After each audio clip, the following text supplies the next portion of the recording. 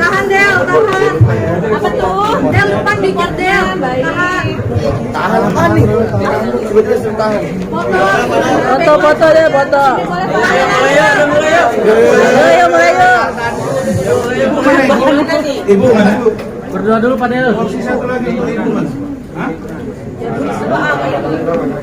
Yuk mulai yuk. Mulai yuk Bang yuk. Cek. Aman, keren.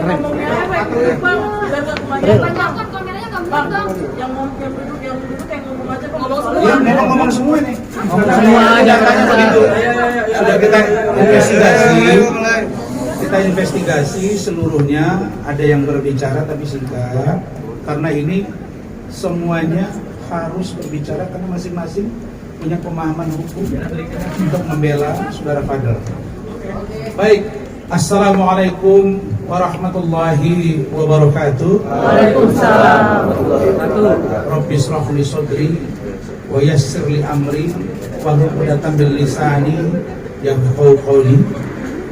La ilaha illa anta subhanaka inni kuntu minadh dhalimin. Selamat sore teman-teman media yang saya hormati, yang saya cintai, dan yang saya banggakan. Terima kasih, apresiasi saya yang tinggi kepada rekan-rekan media, baik cetak dan elektronik. Sejak tahun 2015, saya menjadi lawyer dan menangani tidak lebih dari 11 kasus yang viral. Tapi untuk kasus Fadel Al-Fajar Bajideh alias Fadel ini yang paling dahsyat dan paling ramai medianya, luar biasa. Dan postingan saya di Instagram dalam jangka waktu 6 menit sudah 9.000 orang, dan sampai dengan saat ini sudah 1,2 juta yang views. Artinya begitu besar perhatian orang terhadap kasus ini, sehingga saya dan tim dibantu oleh saudara Rahmat Riyadi Siregar, sarjana hukum master hukum, saudara Bangkin Pardede, sarjana hukum master hukum, saudara Utasoik, sarjana hukum master hukum, saudara Boirana dari NTT, sarjana hukum master hukum, dan saudara Nando dibantu oleh tim kami yang lain. Kami menjadi lebih bersemangat, menjadi lebih bergairah untuk melakukan bantuan hukum terhadap saudara Fadel dan keluarganya. Saudara-saudara, saya sampaikan bahwa sejak 1,5 tahun yang lalu saya sudah tahu, meskipun tidak secara detail, tentang sosok dari seorang Loli atau yang kita sering dengar sebagai putrinya dari sahabat saya, adik saya, NM. Dan pada saat itu saya juga tahu bagaimana Loli ini berangkat ke UK atau United Kingdom untuk melanjutkan studinya. Di saat yang bersamaan kita juga melihat perkembangan di media sosial, ada sedikit masalah. Ada sedikit masalah yang masalah tersebut kelihatannya berdasarkan data yang kita lihat di media sosial itu ada sedikit hubungan yang kurang harmonis antara seorang anak kepada ibunya, antara saudara-saudari Loli dengan sahabat saya NM. Kenapa saya sebut sahabat? Karena memang saya bersahabat dengan NM. Saya secara pribadi sebagai seorang lawyer pernah diundang ke acara yang NM asuh bersama dengan teman-temannya di Pagi-Pagi Pasti Happy. Saya juga sering bertemu NM ini di Polda Metro dan kita memang berkawan. Karena itu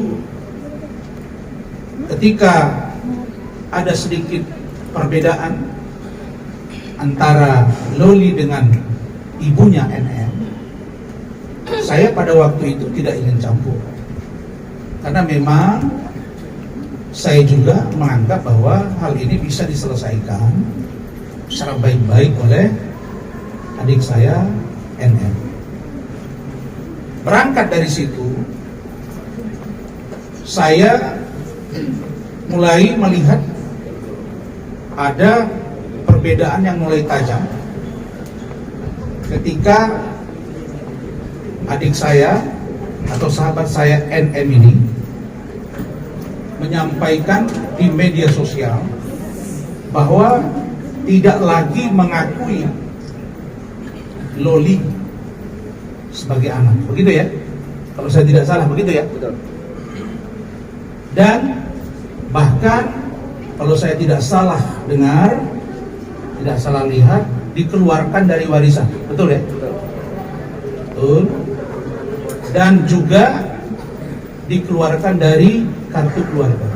Nah, di sini saya sebagai seorang ayah dari anak-anak saya, yang saya juga punya sejarah berpisah dengan ibu dari anak-anak saya mulai melihat, oh ini serius banget ya, kok sampai harus dikeluarkan dari kartu keluarga, diputus dari harta warisan dan lain-lain. Tapi saya sekali lagi melihat bahwa keseriusan persoalan ini tidak terbayangkan oleh saya kalau saya nanti akan menjadi bagian yang akan mencoba membantu penyelesaian masalahnya. Itu yang terbayang. Kenapa saya sampaikan ini kepada teman-teman semua? Karena sebagai seorang lawyer profesional, saya doktor, saya harus merunut statement saya dan saya harus kaji apa yang harus saya sampaikan ke publik. Kenapa? Karena kalau saya salah berstatement akan berimplikasi bagi saya, keluarga saya, tim saya, dan juga bagi keluarga Fadel dan lain-lain. Saudara-saudara, setelah berlanjut persoalan yang ada di UK, belakangan mulai muncul dari media sosial bahwa Loli, karena sudah menyebar ya, Loli oleh adik saya NM menyebut saya, kalau saya tidak salah kutip, ini semuanya dalam rangka prasangka tidak bersalah, praduga tidak bersalah, presumption of innocence. Kalau saya tidak salah, NM mengatakan bahwa gua tahu lu itu sudah hamil, betul ya, begitu ya?